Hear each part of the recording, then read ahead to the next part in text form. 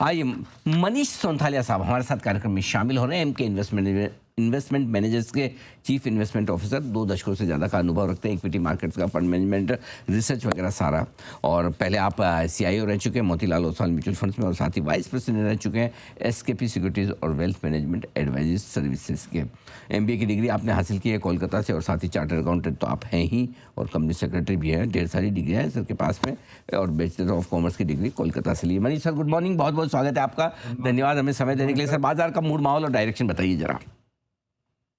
तो देखिए, ऐसा है कि FCNRB जो नंबर्स आ गए हैं 20-21 बिलियन डॉलर्स, वो अच्छे हैं। ये जो ईरान का वॉर वापस शुरू हो गया, ये out of the syllabus question है। ये एक्सपेक्टेड ही नहीं था। तो थोड़ी सी पॉजिटिव मूड में थोड़ी सी कमी जरूर आई है, बट मेरे हिसाब से अभी भी तेल $120 के नीचे है। और जिस हिसाब के अनुमान है FCNRB, तो मोटा मोटी 50-60 बिलियन डॉलर तो आ ही जाने चाहिए 30 सितंबर तक। तो 30 सितंबर तक मेरे हिसाब से ये फ्लोज के कारण कोई विशेष मंदी दिखाई नहीं देती। हमारे पास लाइफलाइन है 30 सितंबर तक, और जब तक तेल $120 के नीचे है या $100 के नीचे है, हम मोटा मोटी ठीक हैं। तो मंदी की बहुत ज़्यादा गुंजाइश अभी तक तो नहीं लगती है। अब ये 30 सितंबर के बाद अगर वॉर कंटिन्यू हो जाता है और आपकी तेल वापस से फ्लेयर अप हो जाती है, तो एक नया कंसर्न वापस होगा। तो और for the time being I think it is a buy on dips, क्योंकि जो नंबर्स अभी तक आ रहे हैं, क्योंकि एक्सपेक्टेड था कि फर्स्ट क्वार्टर के numbers because of the war situation मोटा मोटी डैमेज रहेंगे। ऐसा कोई विशेष डैमेज अभी तक तो नहीं दिखा है। अभी bulk of the earning season अभी भी बाकी है, बट मूड सॉम्बर है। बहुत ज़्यादा जितनी पॉजिटिविटी थी जब वॉर ख़त्म हो गया था, वो उसमें थोड़ी सी टेम्परमेंट जरूर है, पर अभी भी तेज़ी का ही माहौल है। हम जो IPOs वगैरह देख रहे हैं, जो सब्सक्रिप्शन वगैरह हो रहे हैं, जो भी SIP नंबर्स आ रहे हैं, तो मूड तो बाय ऑन डिप्स का ही है।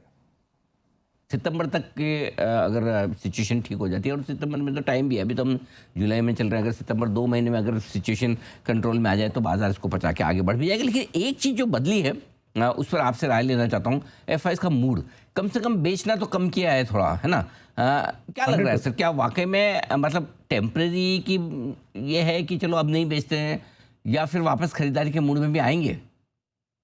नहीं, देखिए, जब तक नंबर्स ठीक ठाक आ रहे हैं, अर्निंग्स की एस्टिमेट्स ठीक ठाक आ रही है, और आपकी जो एंटी AI ट्रेड है, वो इंडिया में तो बेनिफिट मिला नहीं। जब AI ट्रेड प्ले आउट हो रहा था, सब साउथ ईस्ट एशियन करेंसीज वगैरह में ज़्यादा बेनिफिट आई थी। वहाँ के stock markets, Taiwan, south Korea वगैरह में काफ़ी बेनिफिट आई थी। अब वहाँ से अगर पैसा निकल रहा है, और हमारी जो करेंसी है साउथ ईस्ट एशियन करेंसीज के मुताबिक सबसे अच्छी है। ऑफ कोर्स कंसर्निंग पॉइंट ये भी है कि $96.5 वापस हो गया करेंसी, जबकि FCNRB के बाद अगर वॉर खत्म हो जाती है तो 93-94 का एस्टिमेट था। तो वो तो नहीं प्ले आउट हुआ, पर अगर रिलेटिव बेसिस पर हम देखें तो south east Asian currencies stand point comparatively India की करेंसी लास्ट 1 महीने में थोड़ी सी आउट परफॉर्म की, और नंबर्स ठीक ठाक आ रहे हैं। जो बिकवाली का माहौल था वो कम डेफिनेटली हुआ है, और हमारी डोमेस्टिक बाइंग तो वैसे भी स्ट्रांग ही है हमेशा। तो एक थोड़ा सा टेलविंड हमें जरूर देखने को मिला है, ये बात बिल्कुल सही है इंस्टीट्यूशनल पॉइंट ऑफ व्यू से, FII पॉइंट ऑफ व्यू से। ठीक बात है, तो ये आपके लिए पूरा पूरा एक्शन। अब आइए सर, जरा IT शेयरों पर राय ली जाए एक बार। आपकी रिजल्ट्स भी ज़्यादातर आ गए हैं, और थोड़ा कोरिया वोरिया हालत भी ख़राब तो हुई है। खरीदें या अभी भी रुकें? नहीं सर, खरीदारी करनी चाहिए, क्योंकि बहुत ज़्यादा गिर गए हैं। इतनी गिरावट, ठीक है, समझ में आता है कि AI के एनवायरनमेंट में बिजनेस मॉडल थोड़ी सी टेम्पर जरूर हो जाएगी, मार्जिन डिफ्लेशनरी होगा, क्योंकि बेनिफिट्स ऑफ AI आपको क्लाइंट्स को पास ऑन करने होंगे। बट ये सब जो सेकेंड ऑर्डर इम्पैक्ट है, बेसिकली एप्लीकेशन, एंटरप्राइज एप्लीकेशन वगैरह जब AI को यूज़ करेंगे, तो इंडिया की IT कंपनीज भी खरे उतरेगी। तो आज की डेट में अगर हम रिस्क टू रिवॉर्ड देखें और जो वैल्यूएशन देखें, मतलब 12-13 के पी में इन्फोसिस, TCS वगैरह ट्रेड हो रहा है, ये कुछ ज़्यादा ही पेसिमिज्म है। ऑफ कोर्स ये बोलना बिल्कुल ठीक होगा कि आने वाले दिनों में इंडियन IT सर्विसेज की बिजनेस मॉडल में चेंज जरूर आएगी। जो time and material business model है, वो ज़्यादा आउटकम बेस्ड प्राइसिंग मॉडल होगा। AI की कंपोनेंट बिलिंग में बढ़ जाएगी, और मार्जिन डिफ्लेशनरी होगा, बट ओवरऑल पाई बढ़ेगा। सो इस पर देखने को तो यही बनता है कि 20-30% जो बाउंस बैक है, अगर आप उसको बाउंस बैक बोलना चाहें, तो डेफिनेटली एक पुल बैक ट्रेड है, और हमने देखा भी है कि नीचे से ऊपर आया है।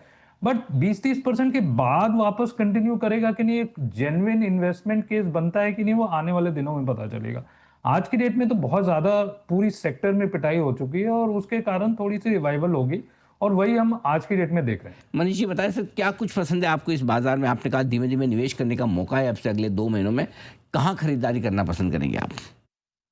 बैंक्स, वो बिल्कुल ठीक ठाक नंबर्स हैं, और जहाँ भी नंबर्स मीट आउट हो रहे हैं वो एक अच्छी बाइंग है। आईटी तो डेफिनेटली है एक पुल बैक ट्रेड, और चार जो मेजर एरियाज है वहाँ पर कोई भी डिप में मेरे हिसाब से तो बाइंग करनी चाहिए। और ये बेसिकली आपकी power, energy transition, high tech manufacturing जिसमें aerospace, defence, medical, semiconductor, EMS, ये सब स्पेसेस में डेफिनेटली एक पुल बैक ट्रेड है। कंजम्पशन एक डार्क हॉर्स सेक्टर है, क्योंकि जो हमें समझ में आ रहा है, जो इन्फ्लेशनरी इम्पैक्ट है, प्लस जो पुल है ग्राउंड लेवल पर कंजम्पशन स्पेस में, उतनी मंदी की गुंजाइश है नहीं। तो हमारा तो चैनल चेक यही बोलता है कि ये एक डार्क हॉर्स हो सकता है, कि जहाँ पर बहुत ज़्यादा पेसिमिज्म बिल्ट इन है। और दूसरा एक जो डार्क हॉर्स सेक्टर है वो है आपकी लॉजिस्टिक्स।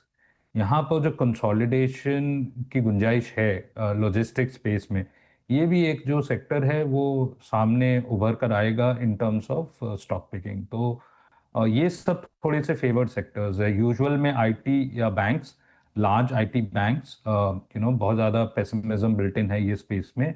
जो ग्रोथ स्पेसेस हैं, advance manufacturing, energy transition, data centre, ये सब एरियाज में तो मोमेंटम भी है, और तेजी, अर्निंग्स ग्रोथ वगैरह भी देखने को मिल रही है। और डार्क हॉर्सेस में आपके कंजम्पशन, डिस्क्रेशनरी, एंड आपकी लॉजिस्टिक्स। सर क्विक कॉमर्स और डिजिटल प्लेटफॉर्म कंपनियों पर भी आपसे राय लेना चाहता हूँ। आज एटर्नल, जोमेटो के भी नंबर्स आएंगे, पसंद है आपको ये स्पेस? भयानक, मतलब मेरे हिसाब से तो बहुत स्ट्रॉन्ग नंबर्स आएंगे जोमेटो की, क्योंकि कंपटीशन वीक है इस क्वार्टर में। डिस्काउंटिंग की एक्टिविटी कम हो रही है। और अगर आप प्रॉफिट या लॉस पर ऑर्डर देखें तो एडजस्टेड प्रॉफिट पर ऑर्डर ब्लिंकिट के 1 से 2 रुपए है, और ये लास्ट क्वार्टर थी। और ग्रोथ तो बिल्कुल 60 से 70% की ग्रॉस जीएमवी आपकी ग्रो होगी। और दूसरे जो मेजर कॉम्पिटिटर्स हैं, इंस्टामार्ट की ले लीजिए, वो 70 रुपये पर ऑर्डर लॉस कर रही है, कैश बर्न है। और जेप्टो आपकी 70 से 75 रुपये पर ऑर्डर की कैश बर्न है। जो दूसरे फॉर्मेडेबल कंपटीशन है वो है आपकी अमेजोन और फ्लिपकार्ट। ऑफ कोर्स वो अभी बहुत ही छोटे हैं, और वो लर्निंग कर्व पर हैं, तो अभी उनका राइट टू विन भी एस्टैब्लिश नहीं हुआ है। और रिलायंस जियो और जियो मार्ट तो अभी भी अपनी यूनिट इकोनॉमिक्स सही करने में लगी हुई है। तो अगर आप देखें तो एक ही प्लेयर है जिसकी यूनिट इकोनॉमिक्स बिल्कुल सही है, और ग्रोथ 60 से 70% CAGR for the next 1 to 2 years at least, क्योंकि बाकी सब प्लेयर लर्निंग कर्व के थ्रू जा रहे हैं। ये सब नेट प्रॉफिट के लेवल्स में मेरे हिसाब से तो 10 से 11 गुना, 10 to 11x increase in profit आने की गुंजाइश है। और हमें एटर्नल बहुत अच्छा लगता है। ये एक पोर्टफोलियो स्टॉक है, तो ये हमारा डिस्क्लोजर भी है। डिस्क्लोजर भी है और पसंद भी है मनीष सर को बहुत ही बेहतरीन तरीके से। सर बहुत बहुत धन्यवाद, आपसे बात करके हमेशा मज़ा भी आता है, बहुत सारा ज्ञान भी मिलता है, डायरेक्शन भी। Thank you so much sir, जल्द आपसे थैंक यू। मुलाकात होगी।